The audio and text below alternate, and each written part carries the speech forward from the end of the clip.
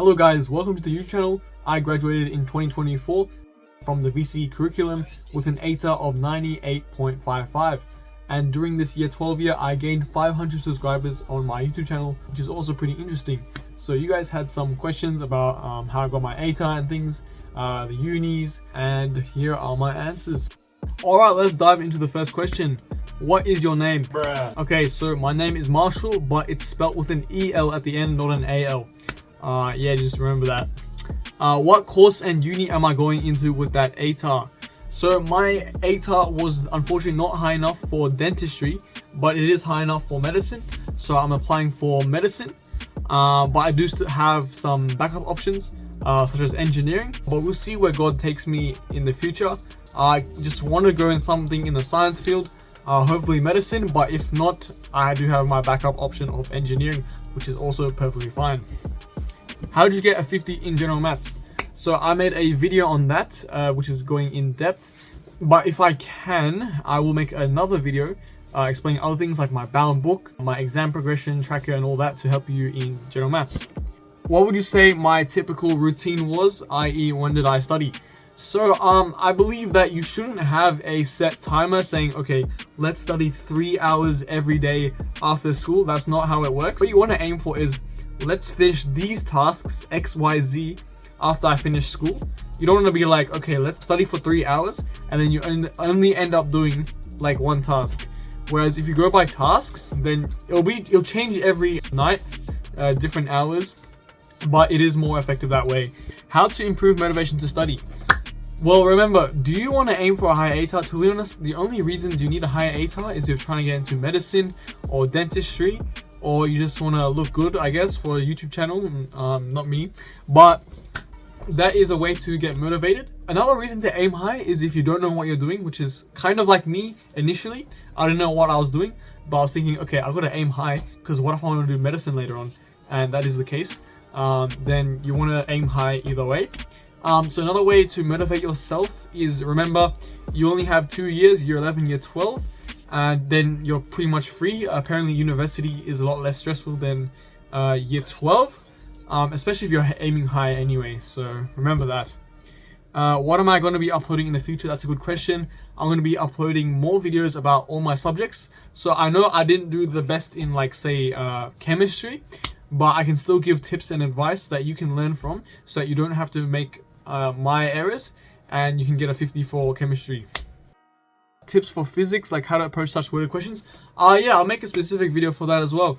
How to approach different questions in physics. If I had to give some advice now, get a bunch of practice exams, look at the style of questions, and then look at the VCAA response answers to those questions, and then try and model your answers based off those. Another question is saying, how did you not get stressed during exams and SACs and things? That is a good question. Well, I believe stress is a double-edged sword. It can be used for good and bad. So it's kind of like a parabolic curve. So you want to have a good amount of stress where you can perform the best. But if you have more stress than that, then you're not going to be able to perform as well. But if you don't have enough stress, you're not going to be motivated to do well either. So stress is a good thing. But we want to know, how can we reduce our stress levels if it goes past that optimal peak? More often than not, as a VCE students, as people who are studying, the reason why we are stressing so much is because we are overloaded with the amount of tasks we have. And sometimes the way I go about this is by visually seeing on a spreadsheet all the different tasks I have to do. Then once I order these tasks on a spreadsheet, I check the priority of each task, and generally I'll finish the task that has the highest priority, or the task that is due the closest. And then once this happens, once you're able to visually see which tasks to do in what sequence, that generally will take a bit of stress off you if you're feeling like VCE is too much of a burden. Now, sometimes when you're doing your planning, you may realize that you're going to have to finish some of the tasks a bit faster, otherwise they may become overdue, and that can be another source of stress for you. So generally, try to plan as early as you can before you reach that stress stage, but otherwise you may have to do the planning while you're in that moment of stress. But just try to zoom out and plan your things. I want to thank Jesus, my Lord and Savior, always helping me remove stress and anxieties. I feel like all of that can be given to him, so all glory to him. How did you manage a school day in year 12 from extra activities to hanging out with friends to studying? You want to make sure that when you're coming back from school, you want to go straight into study mode. This is because when you come back from school, you're more likely to study than taking a break when you come back from school and then studying. It's much easier to go from study to study than from non-study to study. So you want to always keep that in mind. The transition between a studying session to a break is much easier than a break to a studying session. It takes more energy. So you want to take advantage of these transitions. It's really hard to go from non-studying to studying, and that would require a lot of motivation as well. So I would just say, don't worry about motivation.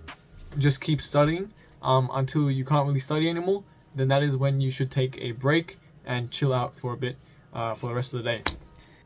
What is the best way to practice for UCAT, and which tutoring service did you go to? I took Med Entry. That was a very good online service. That company has so many questions. I'll just spam questions, and remember to look at the answer for each of the questions and make sure you're improving each time. That is the best strategy for UCAT, because UCAT is more of a skill-based thing. It's not a knowledge-based thing. So there's no textbook to read and things. You just dive straight into questions and continue forth. Someone also asked, are you going to tutor 3-4 general maths? And the answer is yes, I'll be tutoring general maths and also maths methods and physics. Just reach out to me on Instagram and I'll try to reply as soon as possible. What's one thing that not many people do that will help you get a 40 plus in methods? So I got a scaled 45. My sister, she got a scaled 48 or something.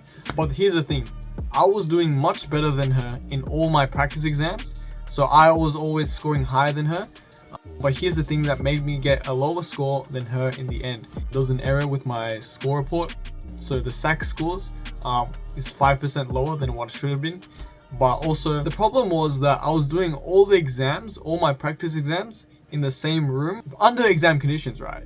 But the problem was I'm too comfortable with this location. So if you find yourself doing so many method exams in the same room, you're scoring high 90s, 100s like I was doing, I think it's time to go to another location, but also under exam conditions. So making sure it's quiet and make sure your phone's not next to you or anything, and you're under time conditions.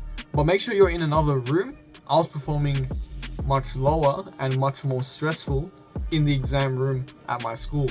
So try find a room that is similar to the exam room.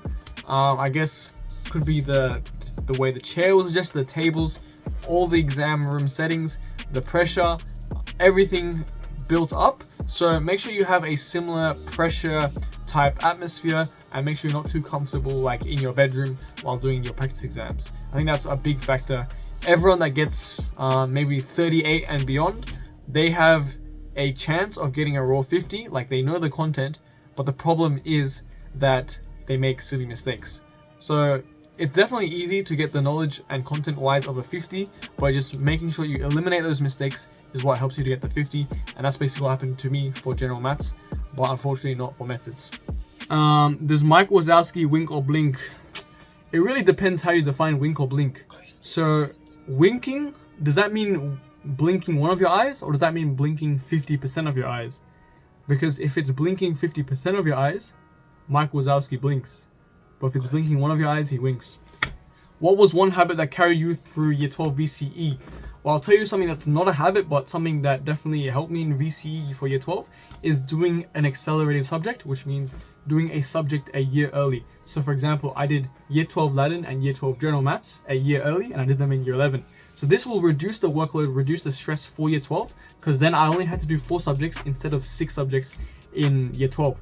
So definitely try to do a subject a year early, and that will just help you in year 12 VCE. You'll have so much time to do other things.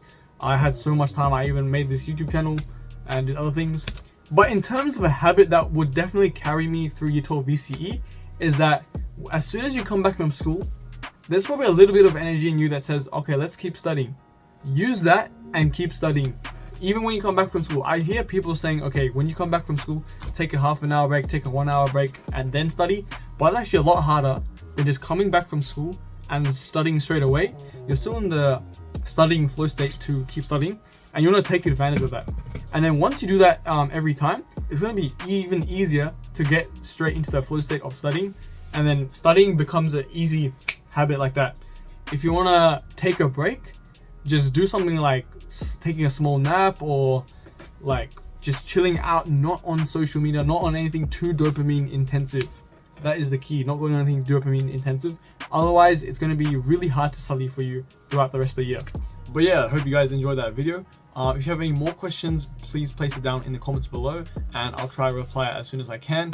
But other than that, have a great time for your holidays. Keep studying if you're in year 12 2025 or year 11 2025. If you're in my class in 2024, why are you watching this video? You don't need to study anymore unless you're in university, I guess. But yeah, thank you guys so much for supporting and have a great year.